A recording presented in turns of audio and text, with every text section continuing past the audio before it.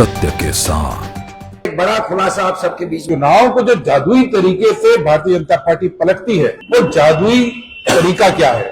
गड़बड़ ईवीएम में जो हो रही होगी, हमारे पास सबूत नहीं है, वोट की चोरी हो रही है। लोकतंत्र और भारत के गरिमा को बचाने के लिए संविधान में प्रदत्त जो अधिकार हैं, कर्तव्य हैं, उनको बचाने के लिए एक बड़ी मुहिम को लेकर चले हैं और जिसका नेतृत्व आदरणीय मल्लिकार्जुन खड़गे जी और आदरणीय हमारे राहुल गांधी जी कर रहे हैं और गुरदीप सप्पल जी जो है उसमें ब्रेन के रूप में काम कर रहे हैं। मेरा सौभाग्य है कि आज आप पीसीसी उत्तराखंड में सब मामलों को प्रेस और मीडिया के माध्यम से खुलासा करने जा रहे हैं। उत्तराखंड के परिप्रेक्ष्य में मैं, क्योंकि यहाँ पर सुजाता पवाल जी भी हैं, डॉक्टर प्रणीता हैं, मोहन भाई हैं, हम सब लोग यहाँ उपस्थित हैं।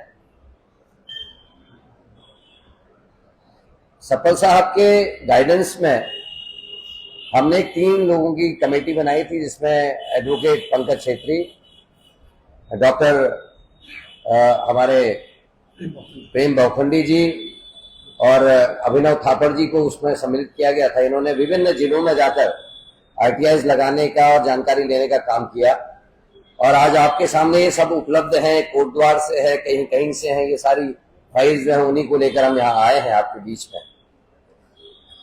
2000 आरटीआई लगाने का आदेश हमको हुआ था और मैंने देखा कि लोगों में इतना उत्साह है, हमारी टीम ने अच्छा काम किया। हम लगभग 4000 के आसपास आरटीआई लगाने में कामयाब रहे और सप्पल साहब, बड़ा दुख के साथ ये बता रहा हूं मीडिया के साथियों को कि 2500 तो हमारे पास भी यहाँ पर पड़ी हुई है, उसमें केवल 136 में टूटे फूटे भ्रमित करने वाले जवाब दिए गए हैं।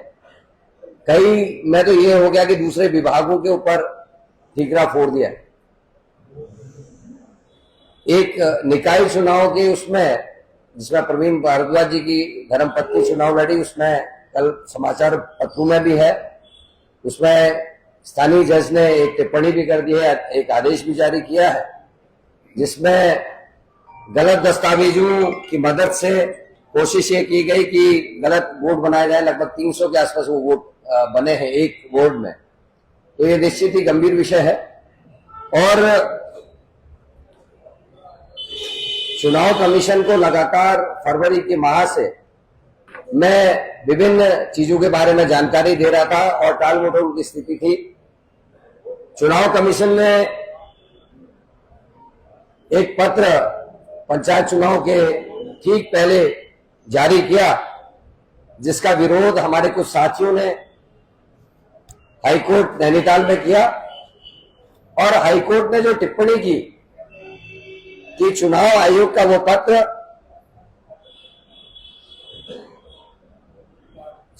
उत्तराखंड पंचायत राज एक्ट की धारा 9 के 6 उपधारा 6 और 7 का खुला उल्लंघन है।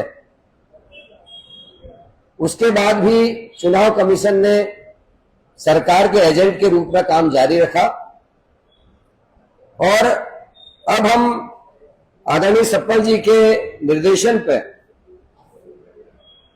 केदारनाथ का रुख कर रहे हैं। इसके अतिरिक्त, क्योंकि केदारनाथ के बाई इलेक्शन में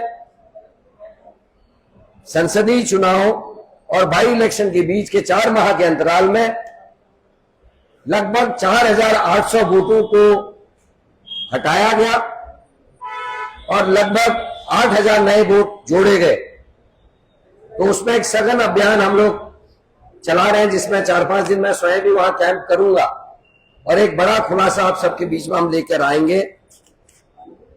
चूंकि विषय बड़ा टेक्निकल है और जो इसके ब्रेन है, जिन्होंने इसको उकेरने का, निकालने का काम किया, जो राहुल गांधी जी की प्रेस थी और आपके प्रेस के वरिष्ठ साथियों ने ये जिक्र किया कि इतनी विस्तृत और इतनी बैलेंस्ड प्रेस हमने आज तक नहीं देखी। जिस तरीके से उन्होंने परफॉर्म किया, करीब 8 फीट ऊंचे कागजों के ढेर थे और उन ढेरों में से गलतियां निकालना कि भाई एक आदमी के 49 बच्चे हैं, 10 बाय 12 के कमरे में 80 लोग एनरोल हैं, 300 की कैपेसिटी वाले हॉस्टल में 3000 लोग हैं, या एक आदमी के 4 राज्यों में वोट है।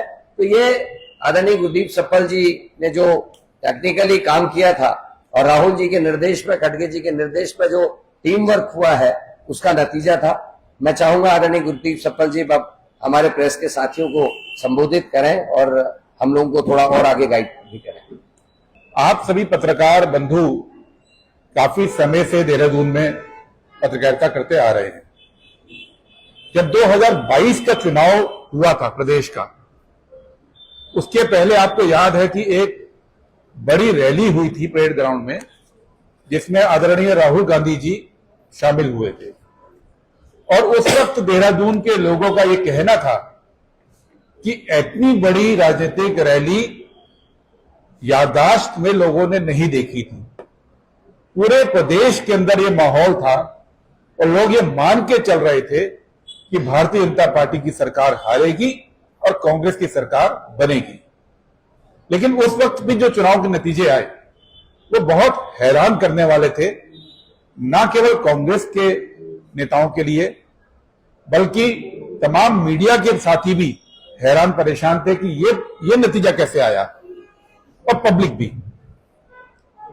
तब से कांग्रेस पार्टी और राहुल गांधी जी ये कोशिश कर रहे थे कि चुनाव को जो जादुई तरीके से भारतीय जनता पार्टी पलटती है, वो जादुई तरीका क्या है। और उसके बाद लगातार कई चुनावों में हमने देखा, इसमें हरियाणा भी शामिल हुआ, जहां पे एक मत राय थी लोगों की कि बीजेपी हार रही है, कांग्रेस जीत रही है, और अचानक से नतीजा खुला तो कांग्रेस हारी। और महाराष्ट्र का सबसे ज्यादा हमने खेल देखा, जहां पे 4 महीने पहले महाविकास आघाड़ी जो कांग्रेस पार्टी का गठबंधन था वो स्वीप करता है, और 4 महीने में जनता को इतना क्रोध आ गया विपक्ष के ऊपर कि उसने हमको पूरा साफ कर दिया। ये असंभव था। तो उस वक्त हम लोगों की लगातार ये नजर पड़ रही थी कि गड़बड़ ईवीएम में जो हो रही होगी, हमारे पास सबूत नहीं है, लेकिन वोटर लिस्ट में निश्चित तौर पर खेल हो रहा है।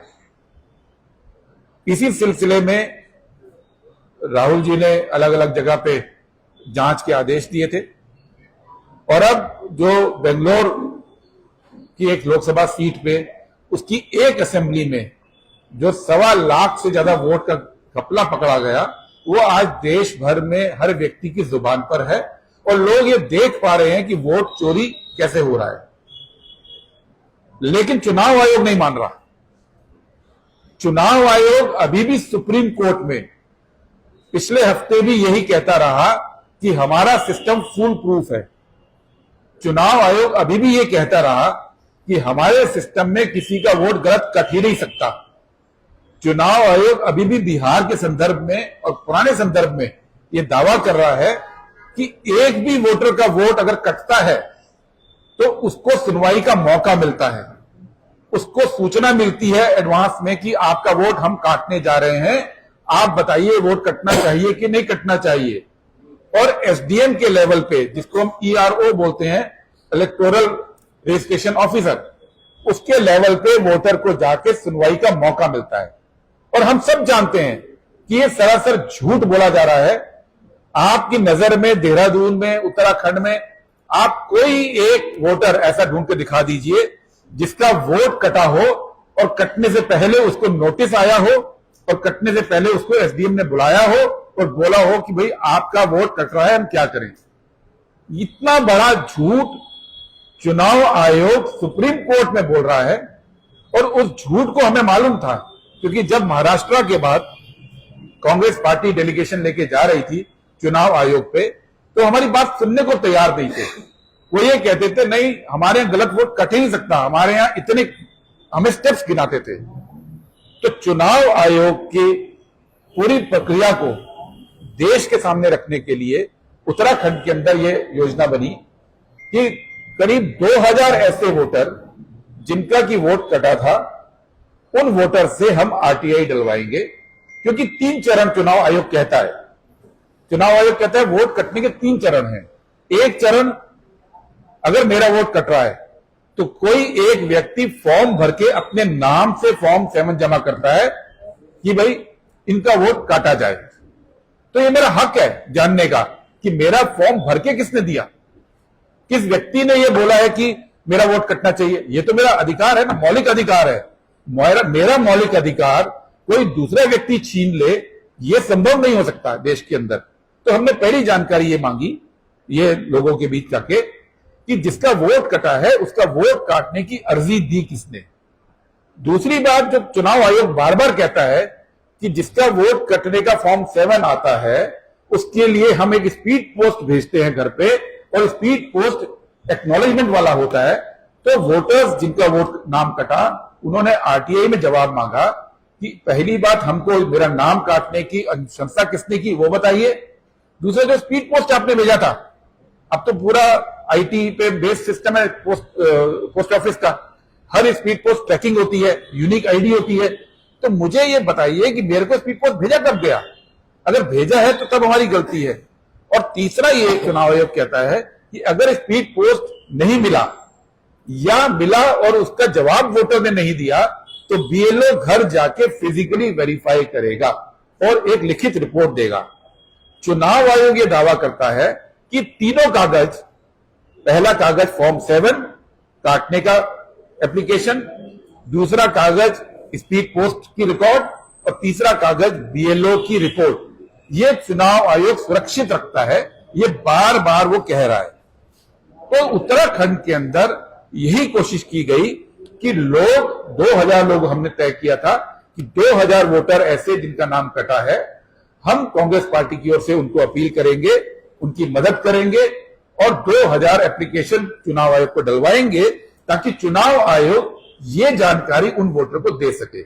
और इसमें जिसने झूठ बोला, जिस व्यक्ति ने झूठा फॉर्म 7 भरा, जिसने झूठ बोलकर स्पीड पोस्ट नहीं भेजा या जिसने बीएलओ ने बिना विजिट की रिपोर्ट दी, उसकी जवाबदेही तय करके उनको सस्पेंड किया जाए।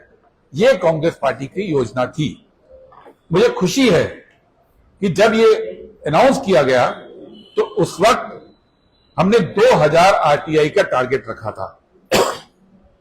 आरटीआई करने में बहुत दिक्कतें हुई क्योंकि जैसे जैसे ये प्रेस कॉन्फ्रेंसेस जिलेवार हुई तो अचानक से 10 रुपए का पोस्टल ऑर्डर पोस्ट ऑफिस से गायब हो गया। पोस्टल ऑर्डर मिलने बंद हो गए ताकि लोग आरटीआई डाल ना सके। इसके बावजूद करीब 4000 लोगों ने आरटीआई डाली। 4000 में से 2503 आरटीआई की कॉपी आज आपके सामने है। ये फिजिकल फॉर्म में आपके मीडिया के सामने हम लोग लाए हैं। ये 2503 लोग वो हैं जिनकी कॉपी कांग्रेस पार्टी की मार्फत जमा हुई और कुल मिलाकर 4000 आरटीआई ऐसी हुई है। दुखद बात यह है कि 6 महीना बीतने के बाद भी चुनाव आयोग ने इनमें से केवल 136 का जवाब दिया और 136 के जवाब में भी जानकारी कोई नहीं दी, केवल टालने वाले जवाब दिए। जबकि ये बहुत सीधी सपाट सी बात है कि 3 जानकारी जो कागज चुनाव आयोग के पास है, जो कॉन्फिडेंशियल नहीं है, जो सूचना के अधिकार में एग्जेम्प्टेड नहीं है, कानून के अंदर उसको एग्जेम्प्ट नहीं किया गया, वो जानकारी आप क्यों नहीं दे रहे हैं। और आने वाले दिनों के अंदर कांग्रेस पार्टी जो सुप्रीम कोर्ट में सुनवाई चल रही है वहां पे भी हम ये पूरी आरटीआई देने जा रहे हैं। सुप्रीम कोर्ट में बताने जा रहे हैं कि चुनाव आयोग लगातार देश से, वोटर्स से, कांग्रेस पार्टी से और अब सुप्रीम कोर्ट से भी असत्य बोल रहा है। चुनाव आयोग जो दावा कर रहा है वो चुनाव आयोग का दावा गलत है। वोट की चोरी हो रही है, वोट की चोरी फर्जी वोटर बना के हो रही है, वोट की चोरी असली वोटर का वोट काट कर हो रही है। हम बार बार केदारनाथ सीट की बात भी करते हैं उत्तराखंड के अंदर जहां उपचुनाव हुआ। कांग्रेस पार्टी 2 उपचुनाव जीती, आप सब जानते हैं।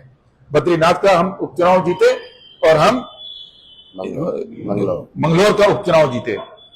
उसके बाद बीजेपी को जब ये समझ आ गया कि जनता बीजेपी के खिलाफ है और मंगलौर का जो चुनाव है आप सभी लोग जानते हैं, बंदूकों के साए में चुनाव को रोकने की हमारे वोटर को कोशिश हुई थी। हमारे वोटर्स को युद्ध लड़कर वोट देना पड़ा। इस देश के अंदर यह स्थिति हो गई है कि वोट देने के लिए, रोकने के लिए आपको युद्ध करना पड़ेगा पुलिस के साथ, आपको युद्ध करना पड़ेगा पिस्तौलों के साथ। उसके बावजूद कांग्रेस ने वो सीट जीती। तो बीजेपी को जो झटका लगा, तो जो मास्टर प्लान था उनका, जो देश में उन्होंने महाराष्ट्र में किया, हरियाणा में किया वो उन्होंने केदारनाथ में भी किया। जब 22 का चुनाव हुआ था तो कांग्रेस पार्टी को 12,000 वोट पड़े थे और हम वो चुनाव हारे। उपचुनाव में हमें 18,500 वोट पड़े। 50% का स्विंग, टीवी चैनल दिखाते हैं ना चुनाव में कि 2% स्विंग से फर्क पड़ गया, 5% से, वहां पे 50% का स्विंग था। उसके बावजूद कांग्रेस पार्टी हारती है। क्यों हारी? क्योंकि करीब करीब 5,000 वोट आपने काट दिए बीजेपी ने और 8,25,000 फर्जी वोटर बना दिए, और इसकी वजह से हम लोग जीता हुआ चुनाव वहां पे हार गए। उसकी अलग से जांच कर रहे हैं। ऐसे देश के अंदर बहुत सारे ऐसे इलाके हैं जहां जांच कर रहे हैं, लेकिन उत्तराखंड के अंदर हमारा स्पष्ट कहना है कि जिस भी ऑफिसर ने इन 2,500 मतदाताओं का वोट गलत तरीके से कैंसिल किया है, हम इस लड़ाई को अंतिम तक लड़ेंगे। वोट चोरी का जो अभियान राहुल गांधी जी ने शुरू किया है उसको हम अंतिम लेवल तक ले जाएंगे, क्योंकि यहां पे सवाल कांग्रेस पार्टी का नहीं है। सवाल है क्या इस देश में, क्या इस राज्य में लोकतंत्र बचेगा कि नहीं बचेगा। सवाल यह है कि लोकतंत्र में जो एक वोट हर व्यक्ति को मिला है, ये अकेला मौलिक अधिकार है। मौलिक अधिकार बहुत सारे हैं, लेकिन ये अकेला मौलिक अधिकार है जो हर नागरिक को मिल चुका है। बाकी मौलिक अधिकार कहीं मिलते हैं, कहीं उसमें मिलने में दिक्कत होती है, लेकिन ये एक अधिकार जो मिला है चुनाव आयोग की मिलीभगत से, उसको भी छीना जा रहा है। और इस बात को आज कांग्रेस पार्टी पूरे देश के अंदर रख रही है। और वोट चोरी का जो राहुल जी ने अभियान शुरू किया है, उस अभियान को हम अगले लेवल पे लेकर जा रहे हैं। और चुनाव आयोग ने जो ये आरटीआई की जानकारी नहीं दी है, इसको लेकर हम हर लेवल पर कानूनी लड़ाई भी लड़ेंगे और जमीन की लड़ाई भी लड़ेंगे। ये बात आज हम कहना चाहते हैं। और आप सबके सामने ये आरटीआई की कॉपी है, आप देख सकते हैं कि इस देश में किस तरह से आपकी और जनता की मर्जी को डकैती डालकर बीजेपी की झोली में डाला जा रहा है, और इसका चुनाव आयोग खुला शामिल है।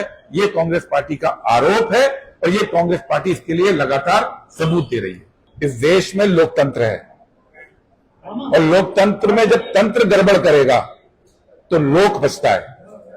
और लोक के दम पे अब पूरे देश में हर गली मोहल्ले में चर्चा हो रही है कि भारतीय जनता पार्टी और मोदी सरकार हर लेवल पर वोटों की चोरी कर रही है। और आप यकीन जानिए, लोकतंत्र में अगर लोक खड़ा हो जाता है तो कोई तंत्र उसका मुकाबला नहीं कर सकता है। और यही उत्तराखंड में आने वाले चुनाव में होगा, आप देखेंगे। और जो भी ऑफिसर गड़बड़ करेगा, कांग्रेस पार्टी जाग चुकी है और मतदाता को समझ में आने लगा है। कांग्रेस पार्टी और मतदाता मिलकर ये तय करेंगे कि 27 के चुनाव में हम ये गड़बड़ नहीं होने देंगे। और ये गड़बड़ ना होकर जो जनता का मत है, उसको जिस सरकार को चुनना है वो सरकार उसको मिलने का हक कांग्रेस पार्टी दिलाएगी। और निश्चित तौर पर उत्तराखंड में वो सरकार कांग्रेस की ही बनेगी। पहली बात, ये सवाल बहुत सारे लोग हमसे पूछते हैं कि फिर आप जीतते कैसे हो? अगर बीजेपी इतनी गड़बड़ करती है तो आप जीतते कैसे हो? इसके 2 चरण के जवाब। अगर मैं आम भाषा में बोलूं, अगर गड़बड़ 100 वोट की गई है एक बूथ पे और हमारी लीड 150 की, 200 की या 100 से ज्यादा की है, तो बीजेपी फिर भी हार जाएगी। तो हम वहां चुनाव जीतते हैं जहां पे हमारा वोट बीजेपी की गड़बड़ से बढ़कर होता है।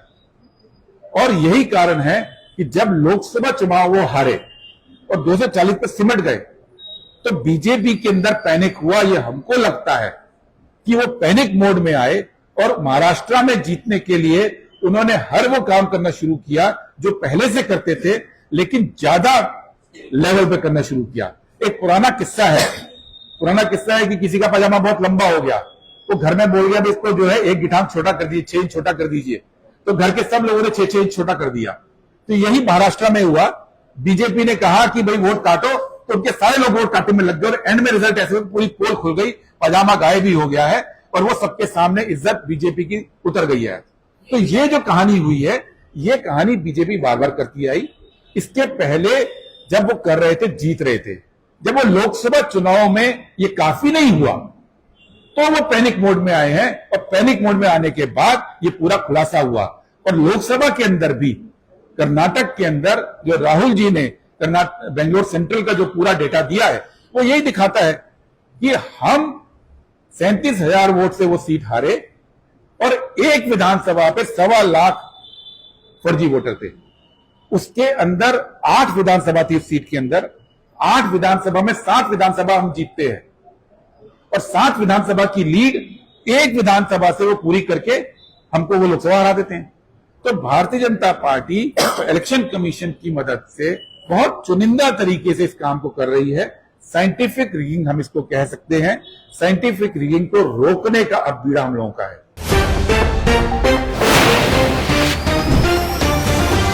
सत्य के साथ